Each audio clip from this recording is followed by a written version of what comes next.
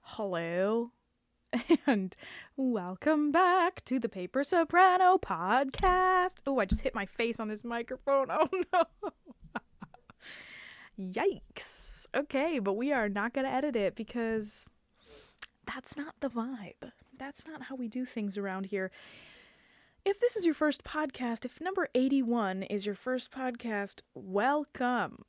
Okay, you're in for a whole lot of nothing. Oh my god, there's something happening outside.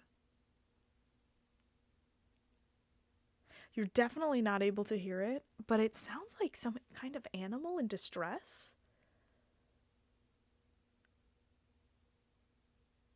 Like, what's going on? Oh my god, can you even hear it? I'm sure you can't. It's very far away, but it sounds like some kind of like large cat-like animal. What sound do raccoons make? It's like, oh no, I hope it's not getting attacked or something. But what would I don't know. It could be a raccoon. Do raccoons make sounds? Now I'm just thinking about that video of that guy handing out hot dogs to raccoons. Oh, you know the one? You know the one video where that guy has a big Tupperware container of hot dogs. And there's like 50. You must be able to hear this. Maybe it's a bird. Do birds sleep? Are birds asleep? It's like 7:45. Are birds asleep? Do birds sleep? I think they do. Oh, the great mysteries of the world. What sounds do raccoons make, and do birds sleep? I need to know. Birds have to sleep. Of course they do. Come on. Do birds do birds sleep? Let's see. Yeah, totally, guys. I think I'm the only one who had to look up if birds sleep or not. But you know, sometimes you just don't know. These days, you can never be too sure about asking the right questions to Google. Oh, right. So anyway, after that drama, how are you guys doing? How's life? I've got my little chamomile tea because I just taught my second lesson of the day. And you may be asking yourself, oh, Heidi, second lesson of the day, isn't it Sunday? Yes, girl, it is Sunday. And guess who still is working on the weekends? Some people work for the weekends, and I'm working on the weekends and during the week. So, I've got some chamomile here because, you know, I feel like that's the right move right now. It's like 7:45, and I'm not trying to be drinking any green tea or black tea and, you know, effing myself up for this upcoming week. I've also got some aloe vera juice, water. I don't know what to call this. So it's called Allure. Oh, down here it says aloe vera juice drink. Very strange. I don't know if you know the consistency of aloe vera, but it's very viscous. Okay? It's very thick. Like, kind of like the consistency of spit, almost. And then, I don't know who thought this was the right choice, but some fool just was like, you know what this viscous spit-like drink needs? I think it needs big old chunks of aloe vera in it. So why don't we just throw a bunch of those in at the bottom? And we say shake well, because separation is natural. But there ain't nothing natural about a big old chunk of aloe vera coming into my mouth while I'm trying to drink this already kind of not good drink. Okay? Like, do people like to chew their drinks? Who does this? if you're out there being like, oh yeah, I love me a good chewy drink. I love a good chomp, when I'm just having a sip of a cold beverage. I like some plant matter in there, something to chew on. It's like even with smoothies, if I drink a smoothie and there's like chunks in there or like little bits, it grosses me out. I don't, and like even in smoothies, I know that there's going to be chunks in there because blenders aren't perfect, okay? They're not perfect, but that's fine. But yeah, I very much considered like straining this out. Oh, well, anyway, so here's the deal, you guys. I've been thinking about potentially I've been mulling this over for a while and I'm not exactly sure what to do with it yet, but here's my thoughts. Here's my raw thoughts. I've been thinking about moving this podcast over to Twitch. And if you're not sure what Twitch is, or you haven't heard of that, or maybe you're not interested in Twitch or whatever, Toad's fine. Toad's fine. There's no pressure for anybody to come over to Twitch or anything like that. I'm just floating the idea around, and I'm not necessarily sure how that's gonna go, but because I still kind of want to post on YouTube, I still kind of want to have an archive of things, but I think that since I'm doing this live and I don't edit it, like I don't really care, you know what I mean? Like it's just a sit down time that I talk and, have little conversations and have a little chat. I'm thinking that it might be fun to have people interacting with me while I am doing this. And on Twitch, if you're not familiar with the platform, on Twitch you can like communicate with people in real time. So I think it would be fun to be able to have that connection with you guys. And if you're listening right now and you think that that might be something you're interested in, let me know in the comments. Okay, like, and this isn't me like thirst trapping you for comments. Like, I really am curious to see who would be interested in kind of seeing this podcast on Twitch. That's the other thing too. Like, if you're on Twitch, like, I don't have a video aspect to this podcast right now, but if we did go to Twitch, then there would be a video aspect of this podcast. So that's the other thing too, because I'd be able to record it and then also have a video, which kind of sucks for me because I think at that point, I'm not exactly sure when I would start this. I'm thinking that I'm going to give myself a little bit of a break towards the end of the semester and then hopefully get back into podcasts and stuff and posting when I have a little bit more time. But we've got 19 more episodes after this one until we hit 100 episodes. So at that point, I'm thinking about taking a little bit of a break. And then, when the summertime rolls around or when springtime rolls around, after May, let's say after May, then I'm thinking about maybe hopping on Twitch, and trying something new. Because TBH, this whole podcast was never designed to be a long-term thing. It was kind of just an experimental project that I was doing, and if people like it and it helps people or makes people laugh or do something, then that's awesome. Super awesome. I'm so happy that that's a byproduct of this nonsense. But yeah, I have to look after myself in the end. Like, and I'm not struggling. Like, please don't take it the wrong way. I'm not like struggling in the way that you think. But I have to look after my time, and especially when this Haydn opera that we're going to be jumping into pretty soon here, when we're recording this and when things are getting crazy, I don't want to have to be worrying about posting this, because this whole process takes me about, I'd say about an hour every day. Like, from recording it to uploading it and posting it takes me about an hour, depending on how quick my internet connection is that day. But Yeah, and as much as I love talking, I feel like I do a lot of talking now with these students every day. So I've got to watch my output of speaking. I've got to watch how I speak. I have to speak up here because that's just how I have to do it, you know. Got to watch my voice these days as a singer.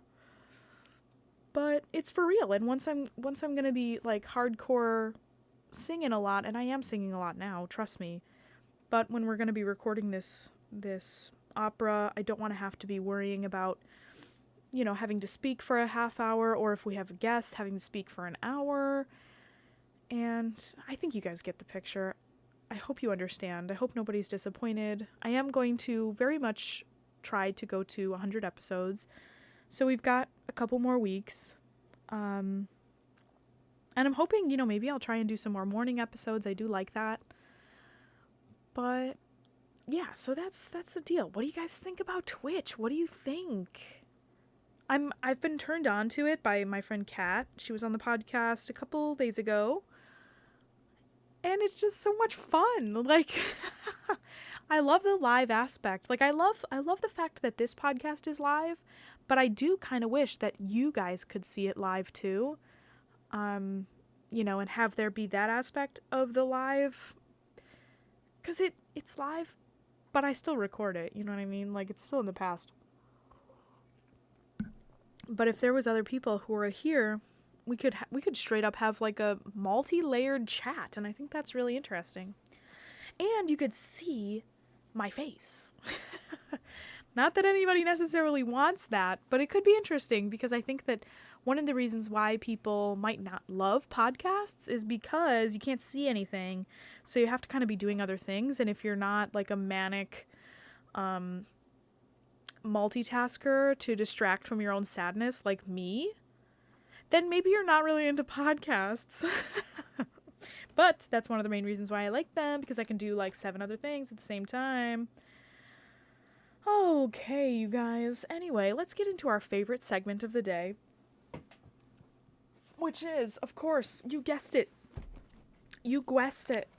It is. Oh my god, this book is about to just fall apart. Okay, so if you are new to this podcast, we do a segment every single day called Minutes, Sketches of Great Composers, and it is by our girls, Eva and Helen, and it's written back in the 1930s, so we take everything with a grain of salt here. And yesterday, we had our good pals G and S, although the whole excerpt was really only on Arthur Sullivan instead of Gilbert and Sullivan, so I'm a little bit confused, but that's fine. And next up, we've got Johannes Brahms. We've got Brahms. Zach, if you're listening, my friend Zach has named his dog Brahms. So Brahms is killing it. Both dog Brahms and dead white guy Brahms. Yes, oh my god, okay. So his subtitle here is The Philosopher of Music. Born 1833, died 1897. Okay, here we go. The best-known picture of Brahms shows him seated at the piano, a fat cigar between his lips, a fat abdomen between him and the keyboard, his pockets bulging, his whole personality, from the Santa Claus beard to the baggy trousers, exuding comfort, geniality, and contentment. And such was his nature in later life. Okay, first of all, this description. Hello, I need a sip after that. Oh, wow, they're kind of dragging him in a way, but I'm kind of here for it. His first 20 years in Hamburg were years of rigid discipline. Oh, I grew up in Hamburg too, but Hamburg, New York, not Germany. His father, a contrabass player in the theater orchestra, could barely support the family, and Brahms did all manner of odd jobs to help, from blacking boots to playing in his father's traveling band and music halls and peddling his own melodies. But wherever else he did, his regular schooling and his study of music went steadily forward. Opportunity knocked when Reményi, the Hungarian violinist, took the 20-year-old boy on tour as an accompanist. Through Remieni, he not only learned the gypsy melodies later incorporated in the Oh, hold on, guys. Hello? Hey, can I call you back in like 10 minutes? I'm recording the podcast. Oh my god, yeah. Everybody say hi to Kat. Hi guys, love you all. Oh my god, I hope that everybody can hear that. Okay, I'll call you back in like I'll call you back in like 10 minutes. Bye. Okay, bye. We do not edit anything on this podcast. I could easily have stopped recording, but I didn't. Because that's real life. Sometimes your friends call you when you're in the middle of something. So here we go. Where were we? Okay, we've got... yes. The gypsy melodies, later included in the Hungarian dances, but also met Joachim and Liszt, valuable friends to him in later years. Schumann, however, was the friend whose accolade knighted him. When Brahms came to Leipzig, he hailed him as a prophet, writer of music, quote, like of which he never had heard before. His articles in music journals drew attention to the young man's work. His encouragement spurred him to effort. His home, with its charming presiding genius, Clara Schumann, was always open to him. This friendship was touchingly repaid by Brahms' devotion to Clara during Schumann's illness and after his death. A few years of teaching and composing at the court of Lippe-Detmold, several more in Hamburg, and we see him a maturing genius. It was in Vienna that his later life was lived, the center where all the mighty in music literature had foregathered. From 1862 until his death, April 3rd, 1897, he held his place, no considerable one, in that circle. He never married, oh my god, goals. He never married, saying, quote, "It is as hard to marry as to write an opera. Perhaps in both a first success might embolden one to try again, but it wants more courage than mine to make a start." End quote. His music stands behind that of Bach and Beethoven. To their classic line, he has added all the flexibility and richness of modern instrumentation, sacrificing none of the essential simplicity of melody. 4 glorious symphonies, orchestral pieces such as the Academic Festival Overture, the Tragic Overture, chamber music, instrumental music, 230 songs of unique beauty, among them Die Weihnacht, Friedensamkeit, and Das Wiegenlied, and O wusst ich doch den Weg zurück, are his contributions. To know them as to know their writer is to love them. Dang, girl. Brahms, killing it. I didn't know he never married. I feel like all these dudes are just like snatching up these ladies. You know what I'm saying? Even yesterday, what's his face, was snatched up by some old widow and they never even met, and she paid off all his debts and stuff. Straight up like sugar daddy behavior. Oh, Lord. Okay, well, I gotta call Kat back because something actually happened on her stream today, and that I'm sure she's calling to talk about. Some guy donated a bunch of money to her, because I guess you can do that on streams or something. But yeah, I'm sure there's some drama happening, but she was kind of freaking out. She had a stream earlier today. All right, friends. Well, if you enjoyed this here podcast, this, of course, is the Paper Soprano podcast, and I am your host, Heidi Schneider, and I, myself, Heidi, thank you for being here and for listening. If you liked this podcast episode and you want to hear another one, you can go ahead and subscribe. You can like this video. You can subscribe again. You can hit the bell notification. You can comment. Let me know what you think about Twitch. I don't know, you guys. What's the scoop? What do you guys feel? Because you're the ones who are going to be listening to it.